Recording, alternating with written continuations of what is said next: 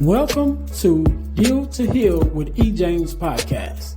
On this podcast, my guest and I will discuss topics and ways to help us to heal in every area of our lives. I believe that everyone can live a life that is happy, healthy, and whole. So I'm on a mission to help people to deal, heal, and fulfill. Deal with your problem, heal from the pain, and fulfill your purpose. Thanks for tuning in. Let's get to it.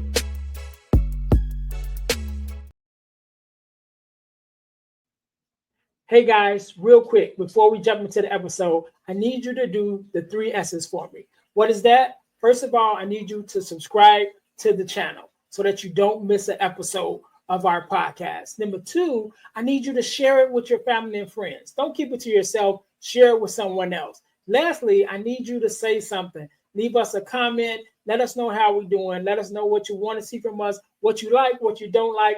We are open to your suggestions. We want to know everything that you want to let us know about the podcast. All right. Now, get back to the episode. All right. Welcome to the Deal to Heal with EJ's podcast. I am your host, Earnest James, and I believe that everyone can and should live a life that is whole, healed, and healthy. Excuse me. And that therefore, I'm on a mission to help people to deal, heal, and fulfill, to deal with your problems, to heal from the pain, and to fulfill your purpose. Thank you guys once again for tuning in to the Deal to Heal with EJ's podcast. If you haven't already, make sure that you guys subscribe to our YouTube channel, which is the Deal to Heal Podcasting Network, and also subscribe to our podcast on all of your podcast listening platforms. Again, make sure you guys are checking us out on our podcast channel, which is the Deal to Heal Podcasting Network on YouTube, where you will not only find the Deal to Heal with E. James podcast, but you will also find our sister podcast, which is the Girl Dad Discussions podcast, as well as some other podcasts. So make sure you guys go to the Deal to Heal Podcasting Network and subscribe to our YouTube channel so you guys can check us out there. Also, our podcast is brought to us by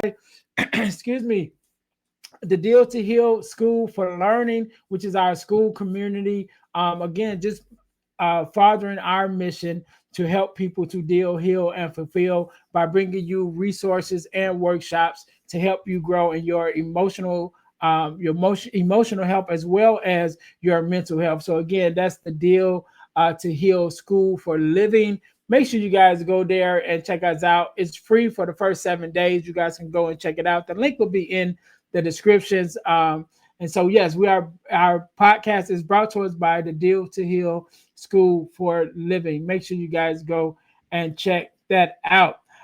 All right. Today, just like any other day, we are blessed with the guest, Mr. Kam. How you doing?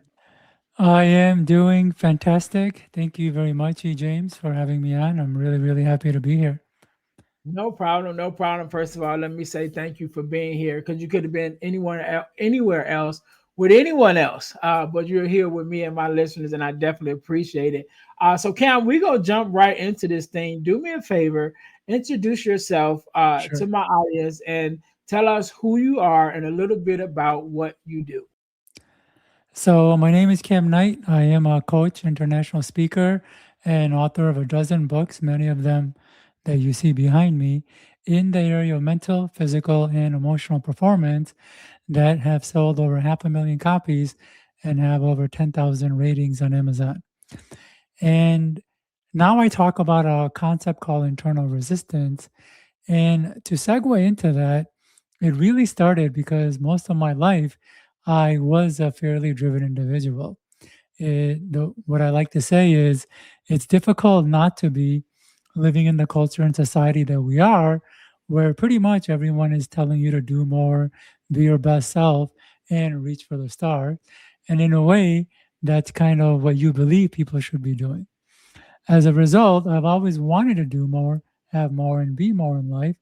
And although I've had my fair share of success, I always felt like the success was more difficult than it needed to be, or that Mhm. I fell short or missed the mark.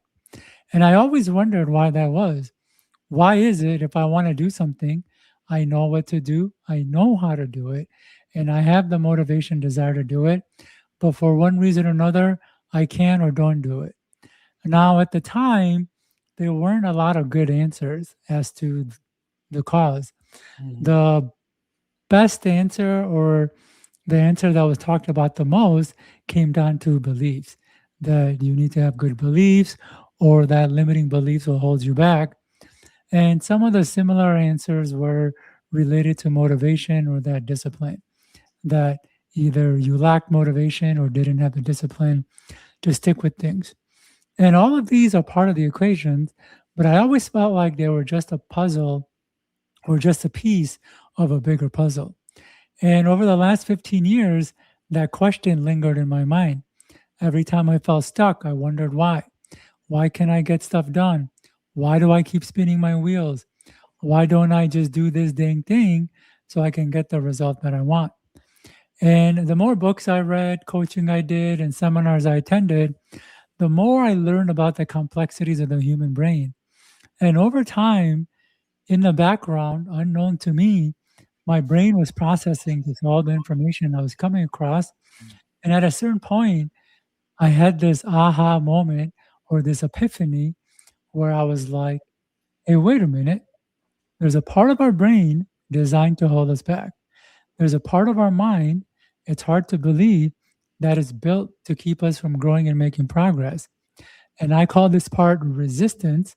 And Mhm. brick wall that we hit anytime that we want to do something, but we can't, no matter how much we want to do it. Yeah, yeah. I love that because I share with you before we start recording that, I always refer to my often, I not always, but I refer to myself as a part-time procrastinator, Yeah, right? Because a lot of times, you have the ideas of things that you want to do, and some things you're able to do right away, just like knocking out that to-do list. And then on other yeah, days, at other times, you got this list and you're looking at it and you're kind of like, like I said, what you should be doing. You get up every morning and I yeah, need to upload that podcast and I need to do yeah, this and I need to do that. And you don't do it, as much as you yeah, desire to, because you do want the outcome. But it's yeah, like, and so I'm very interested in this conversation, just so yeah, I can grow myself, because yeah, again, that is something that I battle with every now and then. And one of the things that helps me, or that I do have, is once I start, I mean, like once I start doing things, then I get that momentum, and I have to kind of push myself to keep going so that I don't lose momentum. But sometimes it's just that getting started is like the hardest part. It's like, all right, you got this thing that you want to do, but like, all right, now let's get started working on it. So yeah, so let's have a conversation about this. So when yeah, you're, after you've begin to understand this for yourself, you said that you kind of break it down in three ways, yeah, how it works. So walk us through this process.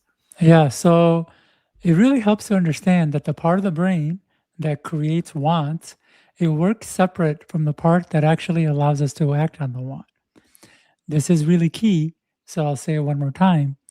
The part of the brain that creates wants and desires works independent of the part of the brain that actually allows us to act on that desire.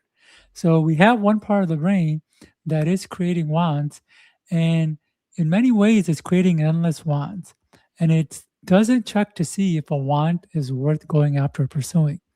That's not his job. His job is only to create wants. And then we have another part of the brain that checks to see if that want is worth going after and pursuing. And if this part doesn't give the green light, we cannot act. So what's really important to understand here is that it's possible for the brain to both create a desire for something and to keep us from going after it. And this is in many ways what you're experiencing. You have this desire. What When we talked right before the podcast, you kind of talked about this book that you've been trying to finish. So Mhm. there's a desire to finish that book. But then there's another part of the brain that puts the red light on that desire. And for a long time I used to wonder, whoever created humanity whether it was God, religion, or God, aliens, or evolution, must have been really sick and twisted, because how could they do this to us? How could they create these passion and burning desires in us and keep us from going after them? But when you look at it from this perspective, it makes sense. And so, if anyone's ever experienced moments of this tug of war where they want to do this thing, but they can't, it's because of this process. There's two parts of the brain that are at play. It's not just this one part, and then we're just deciding not to do it. Now, what's more important to understand is that when resistance holds us back, how that works is that anytime we have a decision or an option that stands before us, it is evaluated by resistance using a whole host of criteria. And if the desire is not in line with any of the criteria, it will prevent action. And so it helps to think about standing before a panel of judges or board of directors. Every decision that comes up must go through them. If even one of the members is against the idea, it will not pass. So I would say you may have a desire to write a book, but then resistance filters through that desire using a whole host of criterias. And one of the criterias may be that you're too afraid of what will happen when you finish the book. Meaning, a lot of inspiring authors never finish their book because once they finish it, it means they have to market it and put themselves out there. And marketing isn't easy, and putting yourself out there means receiving feedback and criticism. And if a person is sensitive to receiving feedback and criticism, resistance will keep you from finishing the book now, so you don't have to face the feedback and criticism later. And unfortunately, resistance doesn't tell us when it's stopping us. It doesn't say, hey, E. James, you know that book that you're writing? Well, it might expose us to negative feedback and criticism that we Yeah. don't want, so I can't let you do it. It doesn't do that. It just creates this impenetrable wall that keeps you from doing it. And what's really challenging is because resistance doesn't tell us it's stopping us, oftentimes we think that it's us, that there's something wrong with us, that we don't have that quote unquote discipline, or that we're just lazy and don't have what it takes. But the reality is, we have this part of the brain that is holding us back. And, and unfortunately, it's not telling us that it's holding us back. Now, that's a second. So there's two pieces of the puzzle: wants, resistance. But the third piece has to do tricks with resistance, meaning oftentimes, not only will resistance not tell us that it's stopping us, but it will use a lot of manipulative tricks to keep us from actually doing it. And by tricks, I mean, so I'll give examples of some of the more obvious tricks, such as watching television, scrolling through social media, playing Yeah. video games, even drinking and alcohol. And I say they're obvious because when we're doing those things, a part of us knows that we should be doing something else. Yeah. But then the not so obvious are a little bit more deceptive. Have you ever gotten into a state of over planning where we're trying to plan what to do and how to do it and the right way to do it? And I say that's a trick because when we spend all our time on planning, we're not actually taking action. And because we're not taking action, we're not making progress. And when we don't make progress, resistance wins. So this is more deceptive trick because it gives the illusion that we're working on our goal, but not doing the things that's actually going to move the needle forward, if that makes Yeah. sense. Yeah, that does, it actually makes a lot of sense. And as a entrepreneur, that is one of the things that we talk about a lot, like with our coaches, is that you get so busy doing busy work of what we call it, like you're doing all Yes. these plans, and I'm doing this and this and this, but none of the stuff that you're doing is making money. You know what I mean? Yeah. It's like you're a business owner, or you're an entrepreneur because you want to make money, but you're doing all this stuff that none of it makes money. It was like, no, you got to, change your focus and make sure that you're working on the right things. But I do want to And go so back this to, is exactly how the tricks show up. So we have a desire of being a business owner. There's some fear that's going on, or I don't even want to use the word fear, but there's Mhm. something going on internally where resistance is saying, I'm not going to let you do it. And when it manifests, it manifests in all this work that can't possibly help you succeed. And what's even worse is we will feel exhausted and frustrated because we're putting all this work and not Mhm. getting results when the reality is we're just spinning in circles um with with the busy work. Yeah, yeah. And I think it also goes back to you said to something else that you said with the tricks is that a lot of times you don't even recognize that you have these resistance, right? Because it doesn't tell you.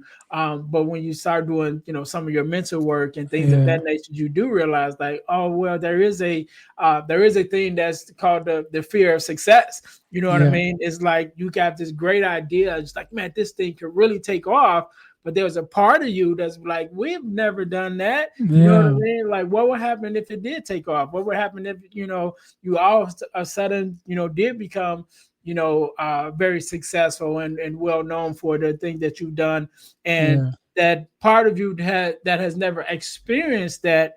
Maybe that part that's kind of holding you back is like, well, let's just slow down a little bit, go a yeah, little slower, because we've never been successful on that level yeah, that have you finished the thing that you're working on. What I just say the book, had I finished the book and the space or the area or level of success that I may have, I haven't experienced yet.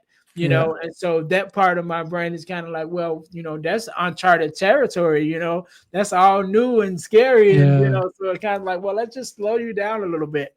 And that's what happens. The brain is literally going, you can actually have massive success. It's really easy to do it, especially living in this culture. The Mhm. opportunities are endless. But a lot of times you create more challenge because there is a part of our brain that is worried about the success. And there's many reasons why the fear of success comes up. One is because while backtrack and say a lot of times when we look at success, we think, why would be afraid of success? If I can make more money, get more people to respect me, have the things that I want that the money can get, like the big Yeah. house, fancy car, and the nice toys and all of that, what would be there to be afraid of? Well, there's a lot of stuff. One has to do with change. The way the brain works, it's not designed to lead us necessarily toward pleasure and joy. It's actually designed to for safety more than pleasure. And so it will think if we do something that could lead to success, it might expose us to more people. And if a person is sensitive to the thoughts, judgments, and actions and reactions of others, Mhm. the brain goes, well, more success means more people's judgment will be on, and the more fear that it creates. Other times, success creates more responsibilities. Yeah, sure. If you have a big business, it means you have a lot more clients. You have a lot more clients to worry about, a lot more Mhm. customers, complaints to go through, and there's just more pressure that comes with success. And so Yeah. our brain will sabotage us or have us procrastinate in getting big so we can avoid that pressure and things of that nature. But success can also, the fear of success can also come from identity. If we don't have the identity that we are a successful person or that we deserve success, then that can also play in to the brain holding us back. But sometimes it just comes down to change. The brain likes the familiar over Mhm. the unfamiliar. And even though the familiar is annoying and painful, the brain knows it. And going into the unfamiliar, which could be pleasure and joyous, it's too much of a risk. So, again, this goes back to what I said the brain prefers safety over joy. So, If something is joyous but is new, uncharted territory, the brain will actually stick with pain, which is why you hear a lot of people who are stuck, they're just in pain and don't want to be in the situation they are. But because, the brain is designed to keep them in that versus going towards the new. Yeah, yeah, and I like that because I think they kind of go together. In some spaces, that fear of change, number one, but then also that unknowing of success or what that would bring is like how much of a change that would be to my life. Yeah. Because I'm used to, I had a guy on another podcast I was watching, right, and he was at the beginning of his um, excuse me, I feel like I got to sneeze. He was at the beginning of his entrepreneur journey in real estate, and he was dating a young lady, and he had bought this big house and everything prior to he's really getting into entrepreneurship and real estate. And so what he started doing is he started renting out rooms in his house because it was just the two of them when they had this big huge house. So he started renting out rooms and he started making money from it. And so the more money he made, the more rooms he would rent out. And so it got to the point where he was making decent money, and he started investing in real estate and stuff. And the young lady kind of got upset because she was like, this is not what I wanted or whatever. And he said, well, don't you want to be successful?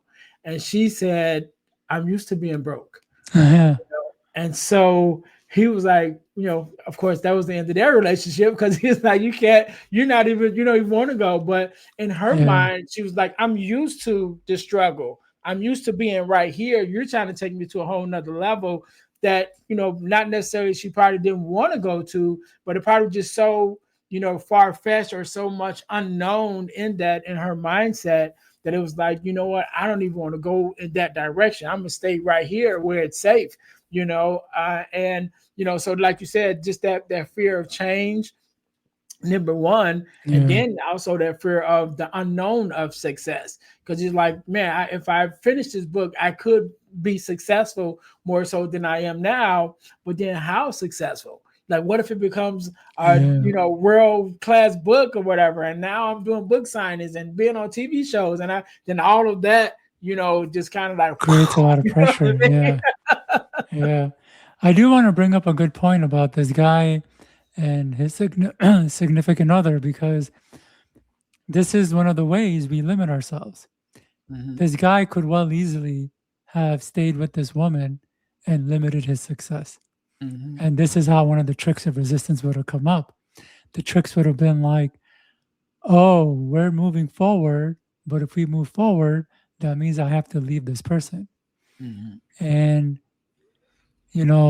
I don't want to do that. Like, I don't want to be so self centered that I give up a relationship just because of money or success. mhm, So, a person who has a lot of resistance to success and the tricks playing out could well easily have stayed with that person yeah, and limited their own growth.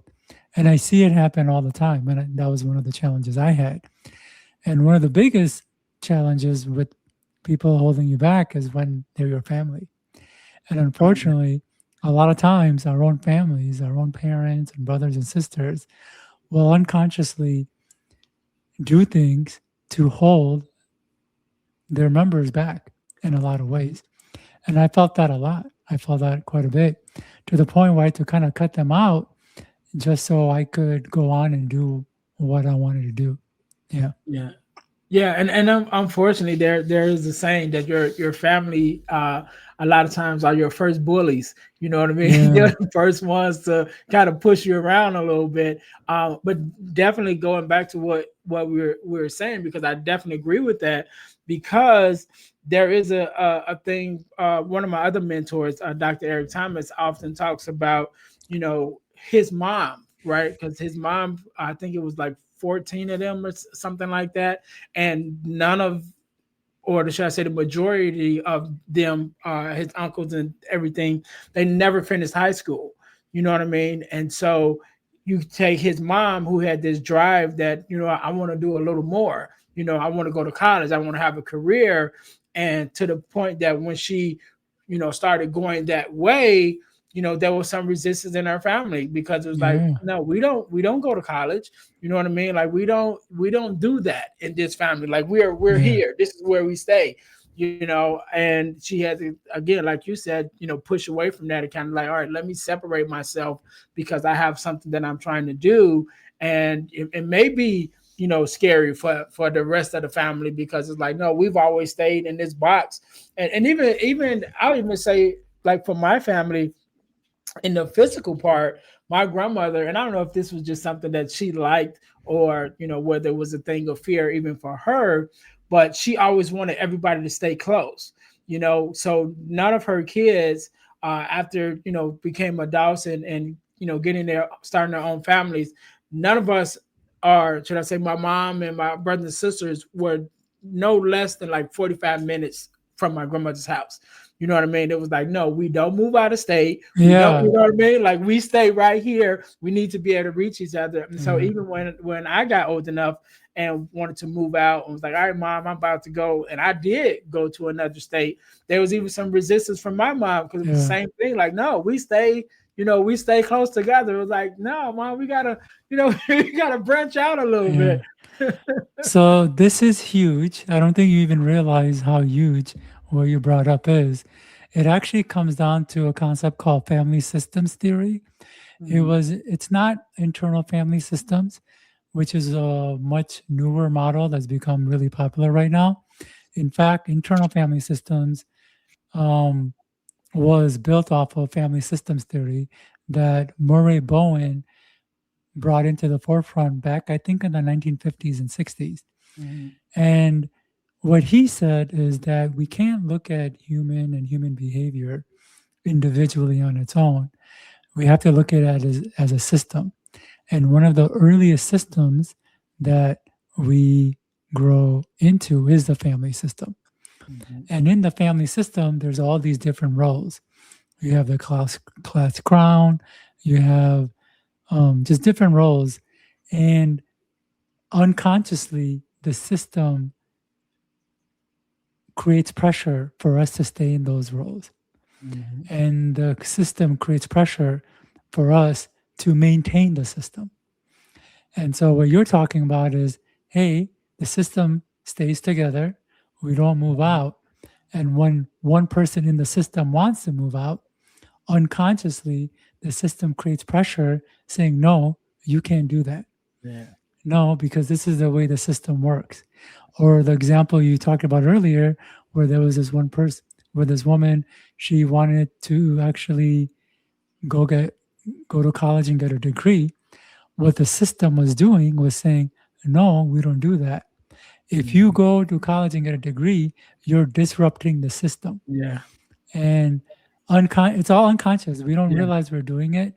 The family members don't realize they're actually limiting the other family members. It's just happening unconsciously. It just seems so obvious that you would limit this other person. And so this is one of the criterias that I talked about, has to do with family systems. Meaning, if I go out and do this thing, will this disrupt the family system? And if it will, the brain will create resistance. And Yeah. even if we try to push past that resistance, the family system will try to come in and enforce it. And you know what's really crazy? Because this is a lot of the work that I am working on currently, is the system never dies. Meaning, if a person does have the confidence and the strength to leave the system, they will attract people who are like their family members and recreate it. And Hmm. so we have to be really careful. And what's even worse is, even when we are careful to not recreate the family system, the system lives in us and it will try to reinforce our role, even though other people aren't around. So this stuff gets pretty complex, the internal resistance. It's both Yeah. fascinating and complex at the same time, which is why there isn't just like simple cookie cutter solutions to overcoming procrastination and sabotage. As I'm often asked that, people are always asking me this like simple solution they can overcome it. And yeah, this is kind of, like I said, an interesting aspect of the whole internal resistance equation. Yeah, yeah. And that is that a book that you said the family structure? Is that a book or just a concept? Yeah, I believe it's called Family Systems Theory. And again, it came out by Murray Bowen. And I didn't learn it as a book. I learned it through the work I was doing. Hmm. So it may well have shown up as a book, but it's actually the heart of a lot of you know, academic psychology. Yeah, I like that. I'm gonna look that up because I think Yeah. that's interesting. But speaking of the work that you do, because you're also a coach, right? And so you do help people kind of work their way through this. So tell Yeah. us a little bit more about your coaching program. Yeah. So the reason I kind of came to this concept is because in my own journey, I was, as I mentioned, reading books, attending seminars, and getting coaching. But at the same time, I had developed a technique that breaks the barrier between our conscious and unconscious mind. So much of our unconscious mind is hidden from us, which is why it's called the unconscious. So we don't necessarily see how the activity in our unconscious is affecting our thinking as well as our decisions and actions. We just assume the thoughts in our heads and the actions that we're taking are things that we're choosing to think and take, when in reality, it's happening all internally and the thoughts are coming into our conscious.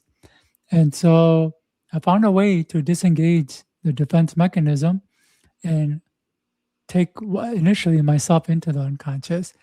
And now I help people to go guide them into their unconscious.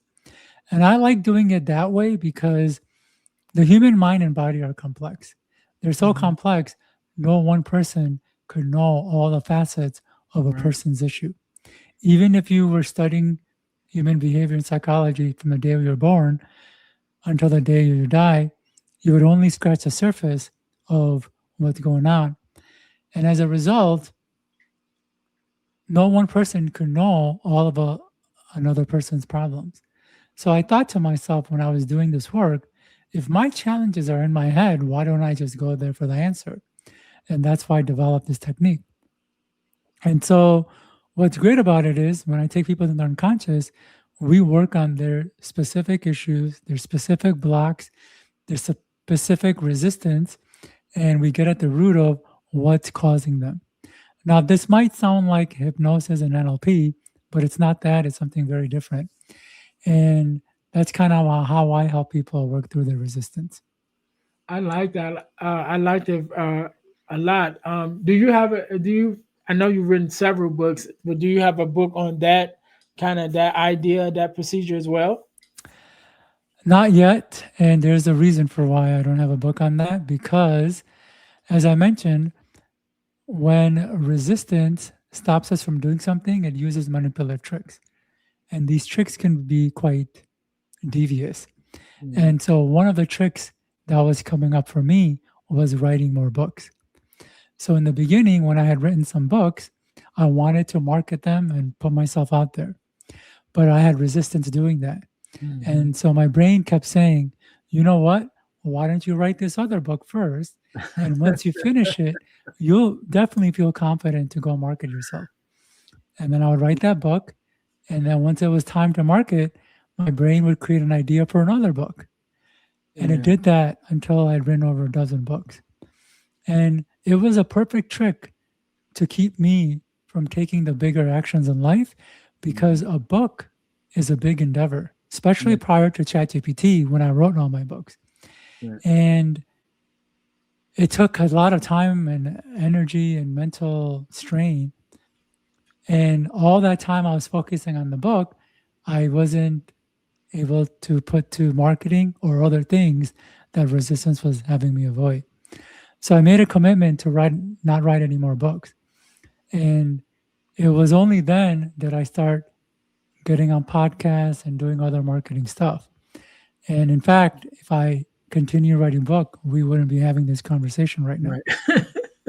Yeah. I So, think that is, yeah, I think that is so great, and thank you for being vulnerable and even oh, admitting that, because that is one of the things that I've dealt with too. Because like I mentioned, this one physical hardcover book I've been trying to finish, and in that same time period, I've written about 4 or 5 ebooks. You know ebooks. what I mean?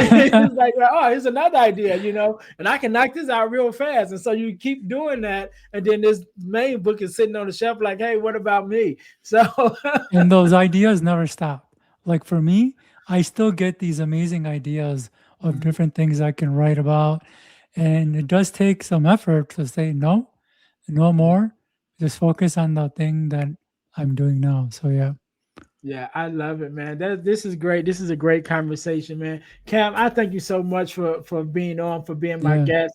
I want you to have the last word. I want you to leave us with a word of advice, or information, inspiration, however you feel, and also leave us with your contact information, where we can find more information about you and your books and your programs and things of that nature. So I'll give you a couple of seconds to think about that. To my audience, thank you guys once again for tuning in to the Deal to Heal with E. James podcast. Make sure you guys are checking us out on our website, the dealhealfulfill.org. Again, that's dealhealfulfill.org. We're definitely going to do some upgrades to it. I know it's a little outdated, but it's still there.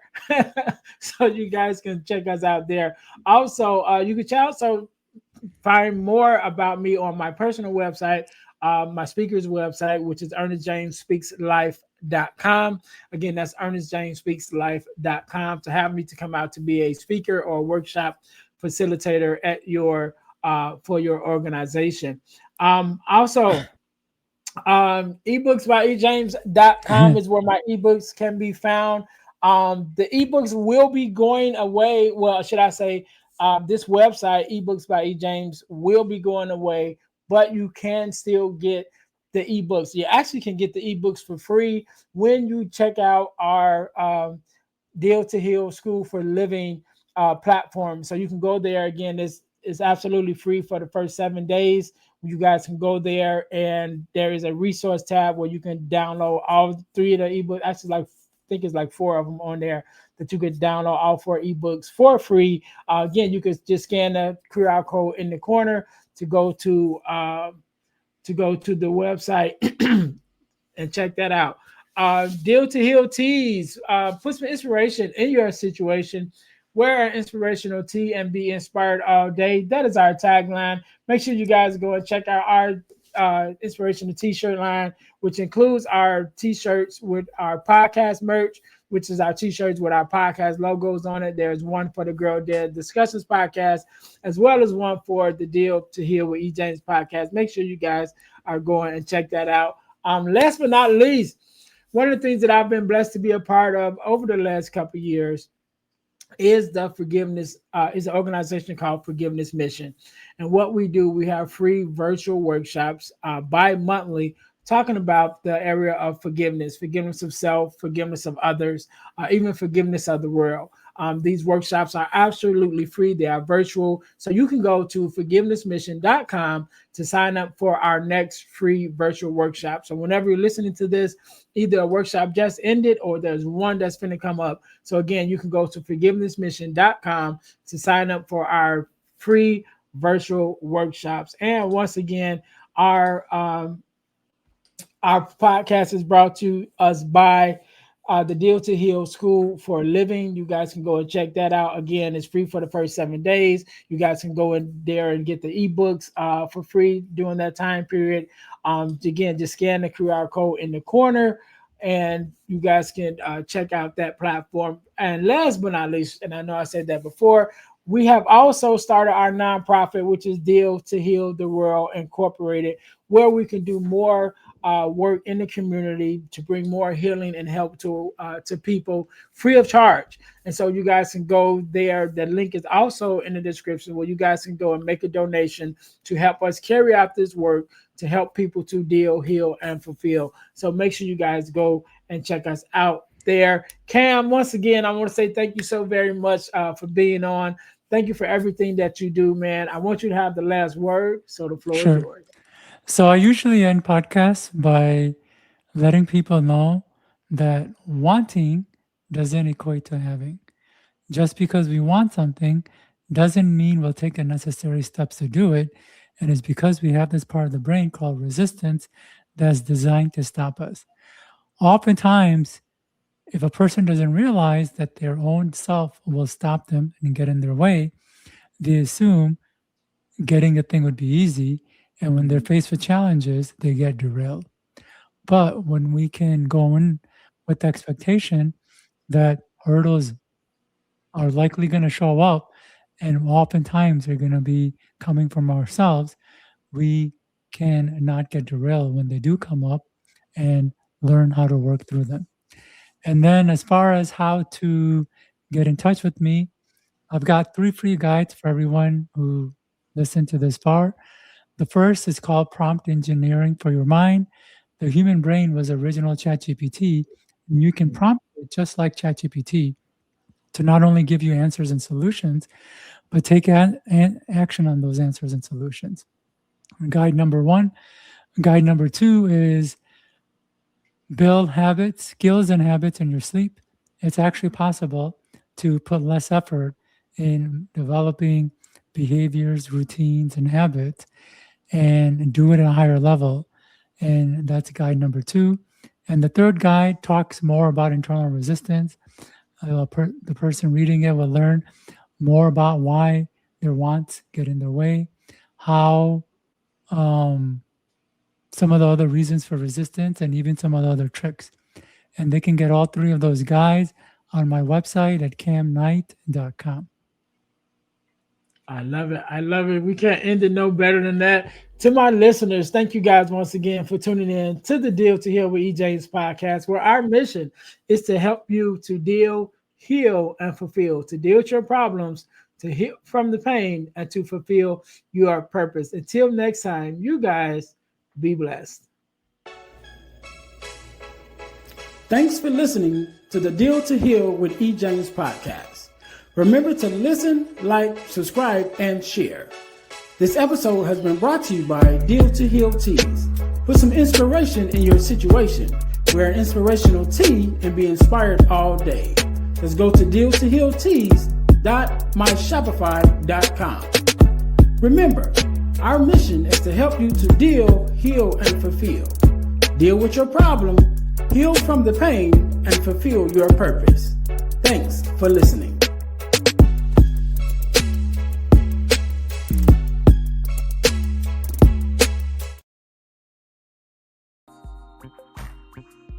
Hey guys, if you're enjoying this podcast, then I know you'll enjoy the Girl Dad Discussion podcast. I'm your host, Earnest James, and I believe the relationship between a daughter and her father is one of the most important relationships a young lady can have. And therefore, my mission is to promote the daddy-daughter relationship by sharing the voices of girl dads to the world. So check out our podcast on every platform where podcasts can be listened to. And if you want to watch the podcast, check us out on our YouTube channel. Again, that's the Girl Dad Discussions podcast with your host, Earnest James.